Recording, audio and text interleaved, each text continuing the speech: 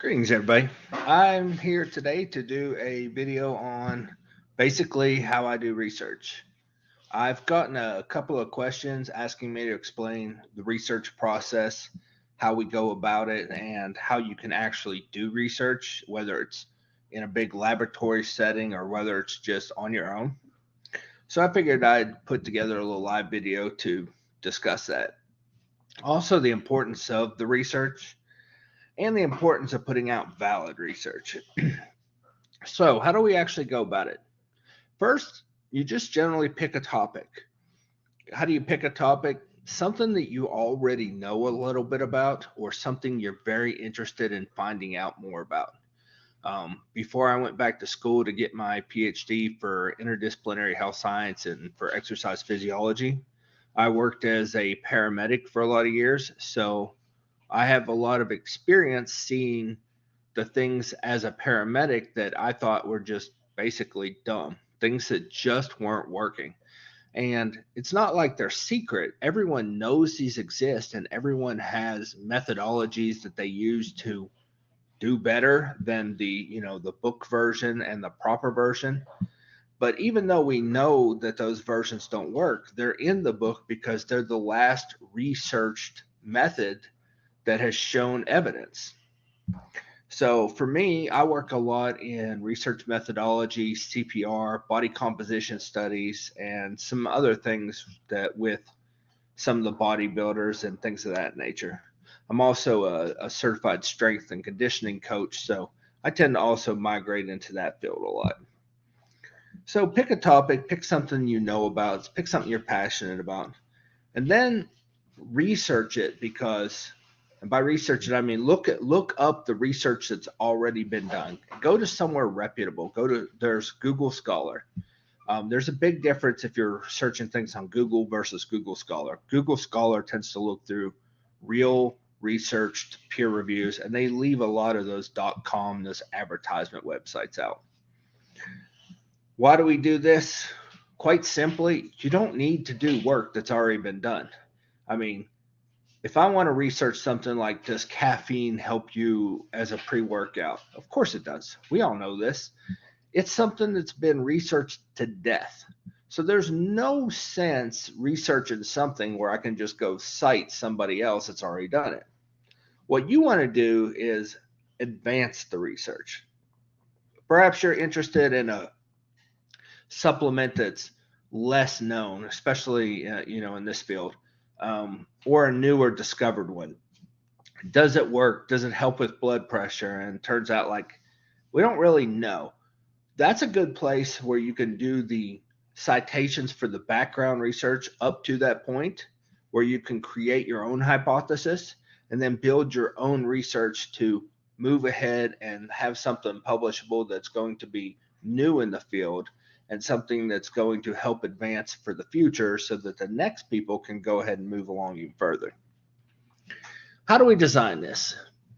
There tends to be, I mean, there's many types of designs, but in these fields of health and physiology, we really tend to fall down to two designs, and that's parallel and crossover. What's the difference? The control and how many people you're going to need. In parallel, this is something that's done a lot in general, like drug trials and things like that. That's where you have one group that takes the drug, one group that takes the placebo. So your control and then your experiment. Everything else, best as you can control, everything else is exactly the same.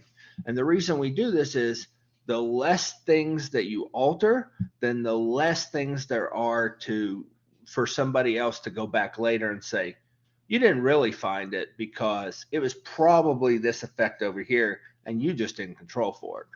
So we try to have everything exactly the same except for one variable. Um, the good things about parallel designs, they're easy because you only have one group that you have to give the experiment to and one group you don't. You test everybody the same. You test them when they first get there, you test them after the end of the experiment, and then you compare the results. Most of the time, both groups will change. That's what we call the placebo effect. For example, let's say we're testing steroids, testosterone. We know this stuff works. This has been around for eternity. Does it improve strength? Well, you expect the testosterone group to go way up because they should. And you would think that the other group wouldn't change, but that's not what really happens. You give one group, say, just plain old saltwater saline, they're still going to show good improvements. Now, when we do the statistics, we need to account for the fact that this group went up to here and this group went up to here, because we kind of got to subtract that difference to see what's the real drug difference. Why does it improve? Well, quite honestly, whenever people think anything, they tend to get better. I mean, if you give somebody cancer drugs and they think they're getting cancer drugs and they're really getting a placebo, they think they're getting better, so they get better. It's part of that mind-body effect. It's pretty much the whole premise of some of the alternative medicine stuff. There's multiple ways for things to happen. But in addition, let's use that steroid example. They think they're on these big steroids. They're not, but they think they are. So now they want to work out a little bit more. And they're like, hell, I'm on steroids, so I'm going to work out harder. Well, they're working out more. They're working out harder. They're going to get bigger and stronger. Truth is, it's salt water, but they don't know that. So what's the disadvantage of these parallels? You need a lot more people. And it's a little bit harder to justify your effect. First of all, you need twice as many people. And the reason it's harder to justify the effect, because if you forgot anything or if there's anything different, there's somebody that's going to be able to argue it was a different effect that caused the results. What's the alternative? The one I tend to use a lot more often is called a crossover design. That's where one group does both sides. For an example, you have, let's say, that caffeine study again, right? So we're going to have people who take caffeine and work out for a week, and people who don't take caffeine and work out for a week. How do we build this into a good design? Well, you randomly assign, let's say, 35 people, which is pretty normal for these kind of designs. Randomly assign 35 people that are going to take caffeine for a week, and then, or half of them, let's say 18 that are going to take caffeine for a week and work out, and 18 that are not. We're going to do their pre and post studies. What we're going to do afterwards is swap them. And that same group is going to now switch whether or not they were in caffeine. So if they took caffeine in the week, now they're not. If they didn't, now they are. So by switching them, we're going to have them be their own control. We can compare their results against their results. That takes away almost all of those confounding factors and those other variables. It's really hard to argue that something else happened and something else happened when it's you versus you. You didn't change. So that is a great way to have control. And you need half as many people. Sometimes it might take you twice as long, though. It can be a good trade-off. It's a lot stronger and a lot more robust design, though. The easiest way to do it and not have any kind of extra variables, though, is you still want to incorporate that placebo. Basically, you give them some white powder and tell them it's pre-workout. The first little while, it's just, who knows? It can be anything that doesn't do anything, just maybe some vitamin powder. The next time, it's the same vitamin powder with the caffeine. So you keep everything consistent except that one variable. When you do that and you put that publication out or you put that research out, people can't really argue, yeah, she found results or he found real results. This stuff works. How do you compare it when you get them back? Well, this is where basic statistics comes in. You can't just do the addition subtraction, be like, this guy showed an improvement of 12 pounds and this one showed 3 pounds. Therefore, I know it always works and it really improves, 8, 9 pounds. Doesn't really work that way. What you do is you run some statistics. I teach statistics classes also, but not here, obviously. And what you need to do is just, you can YouTube it or whatever. It's just understanding some basic stuff. If you're doing a single variable, you do what's called a t-test. You get a statistical value. The value should be, if you found results, 0.05. If you didn't, it's above 0.05. What does that mean? 95% sure that if you took this 30-some person population and put it out to the whole population, there'd still be true results. And then you find the difference in those results. Doing it with statistics is going to give you a true argument that, yeah, this really works. And then, of course, publications. Getting it into a good peer-reviewed journal is always going to help, because now that you have results, you've sent this off to a journal, they publish it. For one, you get some good notoriety as an actual researcher. Two, your arguments become very validated. And three, other people that want to know the same information can look it up, and now they have it. And they can advance even further by looking at other groups, other populations, other studies, doing the same study again to validate your study, doing a lot more than just repeating the same thing over and over. Because if you're not publishing anything, then there might be 50 people that do the same thing and everybody knows the same thing, but only those 50 people do. The other millions of people are never going to find out. So why do we need to make this good science? Let's go into two of the most notorious ones. Unfortunately, there are two guys that have really disrupted all of medicine now. And it doesn't matter if you're into alternative medicine or traditional medicine or Eastern medicine. There are two guys that have just destroyed medicine for millions and millions of people. And unfortunately, because social media is now more popular than science, a lot of people unfortunately believe it. I've got it over here on my other screen, so let me pull these guys up. Let's see. Let's start with the most notorious one of all of them. The famous guy who just faked all the autism results, just Andrew Wakefield. Yeah, he used to be a physician. Obviously, he's been stripped of everything. He lost his abilities to teach, lost his abilities to practice medicine, been discredited to death. So a lot of people believe, unfortunately, and I hate this, especially since I have Asperger's, that if you get a vaccine, it causes autism. It's ridiculous, but social media has pushed it out there, and without other people to argue against it, she who has the mommy blogs wins, which is exactly what happened. So this physician wanted to sell these kits he made, and he ended up making $43 million off these fake kits he made. So one day he decided that there was a link between the MMR vaccine and autism. Had zero proof.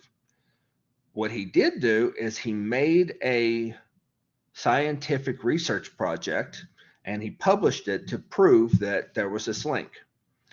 The problem is he made it up 100%. The study never existed, the patients never existed, and there was no data. And unfortunately, since then, there's been dozens and dozens and dozens and dozens of people who did the exact same result or exact same study and proved that there was a 0% link. How in the world did so many people believe that this causes autism then?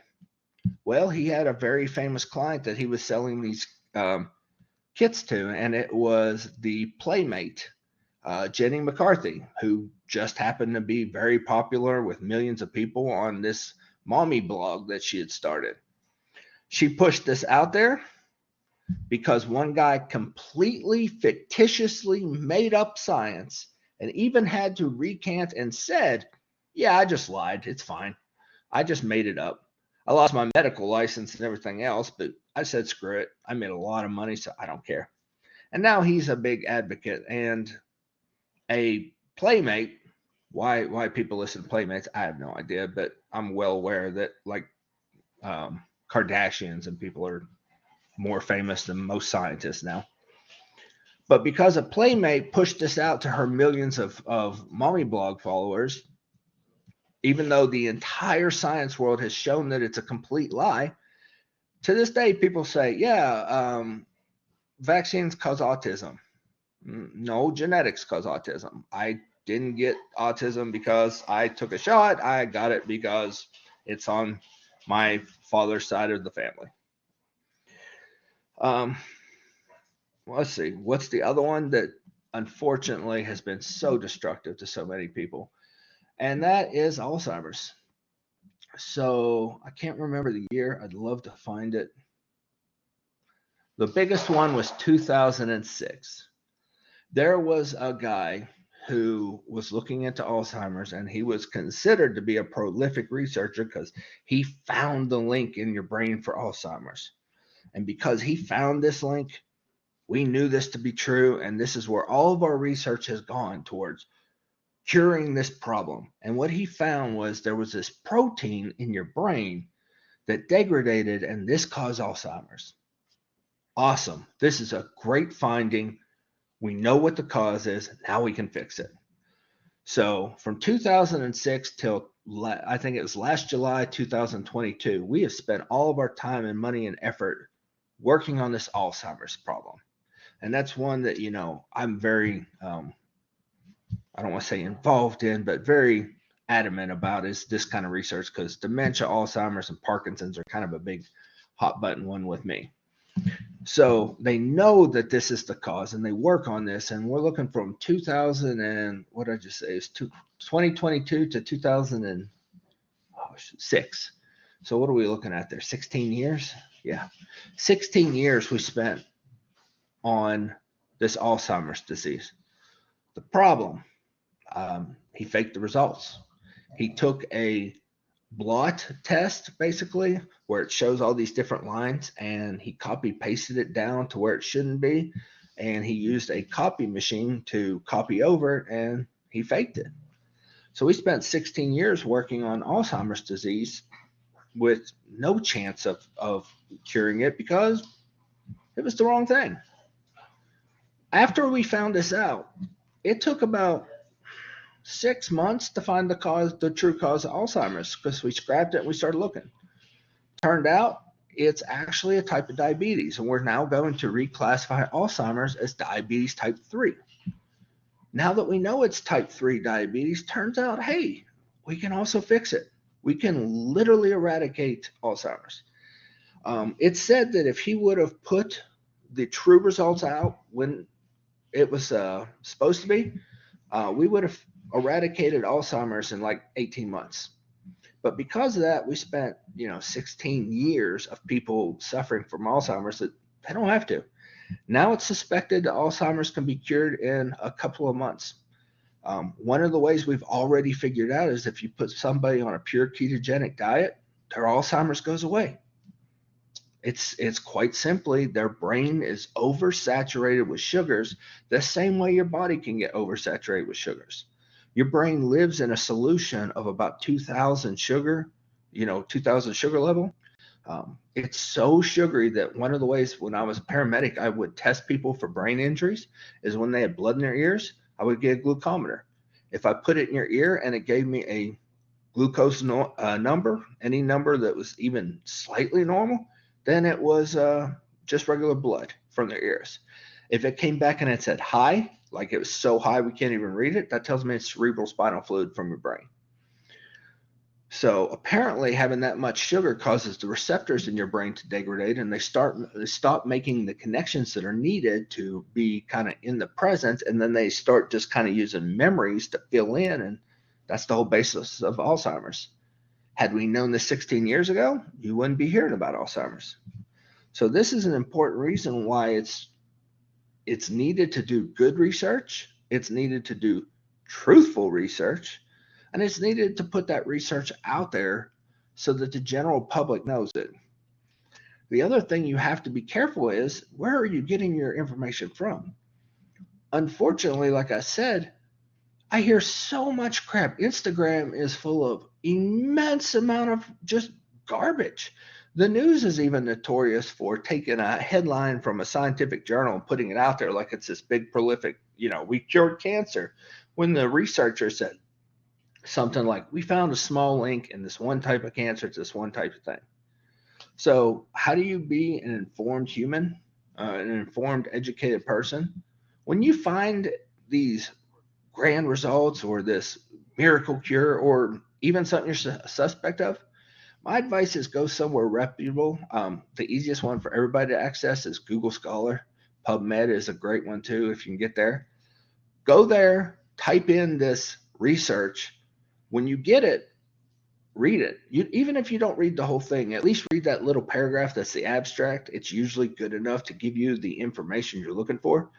See what the results really said, and also see if they exist outside of .com. I mean, you could be like, these people that think if you drink pee that it cures cancer, or I don't even know what all Gwyneth Paltrow's been doing with her Goop world, but I've heard plenty of that. I've not got the tolerance level to watch that show. But go to a researcher, because anybody that puts out a claim that if I say chewing on this pen will stop pancreatic cancer, there will be 20 scientists who are like, awesome, new research, let's go find out. And they will run that research and then they will publish it. And if you can't find a result that says it does, that's because it doesn't. There is a bias in publications. They don't like to publish negative results, but they will publish positive results in a heartbeat. So if you can't find research from actual academics that have looked at this and shown that this is a thing, it's not a thing. It's just a .com. Somebody made it up. My mom told me, my grandma says that this works. There's tons of those. There's tons and tons of things that we believe, but science has shown not true. For example, vitamin C will help you fight diseases in the cold. It doesn't. We all know it's true because we grew up hearing that. Why? Because companies tell you that, and it sells products and da da da. There was a place, Emergency or somebody that was trying to put it out there. They knew it was bullcrap. The FDA sued them for like hundreds of millions of dollars, but they didn't care because they make more money than they get sued for.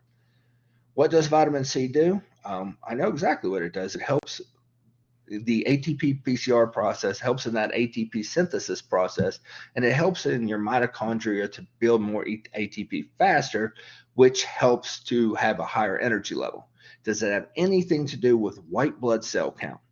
Nope, not at all. Has nothing to do with removing the negative free radicals and the ions, has nothing to do with improving your basophils or your neutrophils, has nothing to do with your white blood cells, has nothing to do with your immunity at all. But we know it does because we've been told it does. But it's just one of those things you've been told. Cocoa butter helps with stretch marks. No, it doesn't. Vitamin D helps with skin elasticity and stretch marks. Sort of true. If you eat it. Vitamins only work on the inside of your body. They don't work on the outside, but this is like another one from the beauty industry. Put vitamin D on stretch marks because vitamin D helps improve scars. Vitamin D does help improve scars if you ingest enough vitamin D to help improve those scars. It does not work slapped on your skin. That's not how vitamins work. Vitamins work inside your body with your metabolic processes, working with your recovery processes at a physiological level. They work specifically to help break up collagen formations, and they help break the collagen formations, allowing the natural elasticity of your skin to return because they help that natural healing process inside your dermis and your epidermis to improve.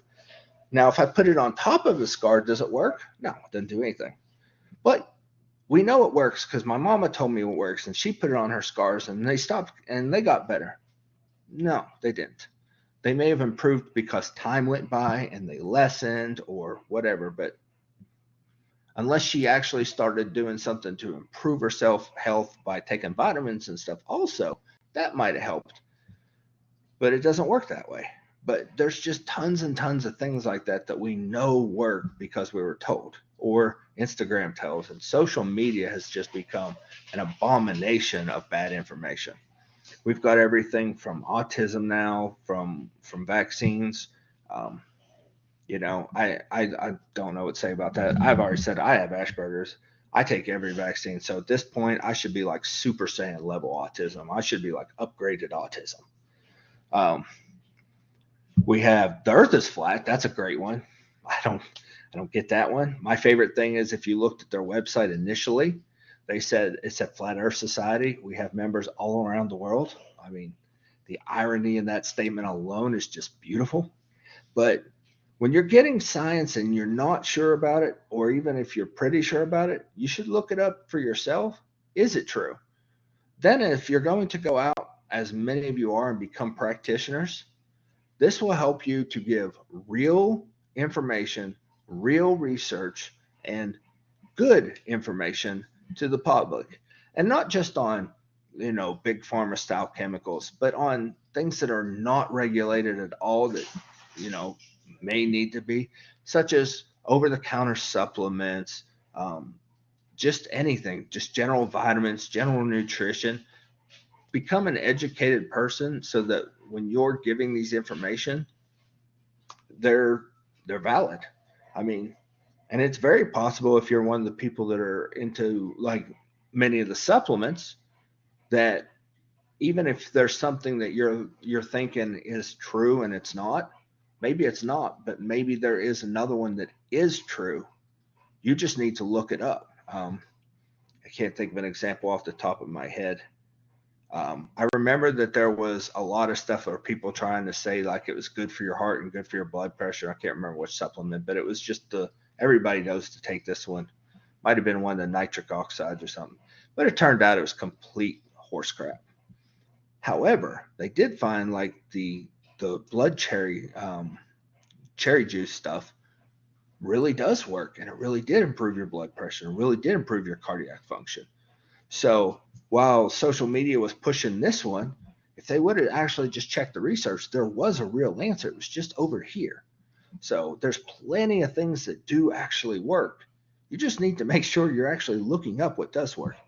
Um, does vitamin C help improve colds and fight stuff? No. Vitamin D does. You should probably look into that one. But we all know it's been vitamin C. No, it's been vitamin C because pirates used to get scurvy and they had to take limes with them for vitamin C, and that helped fix the scurvy. So now everybody thinks if you eat the vitamin C that you get better. No, it was just because they had a lack of vitamin C and they got scurvy, and that's where the whole thing started. So know your research, do proper research, and make sure when you're telling other people stuff, especially if they look at you as a professional and somebody that is intelligent and reliable, make sure you're telling them research that's actually true. All right, so there's my soapbox today for research, and I'll see everybody later.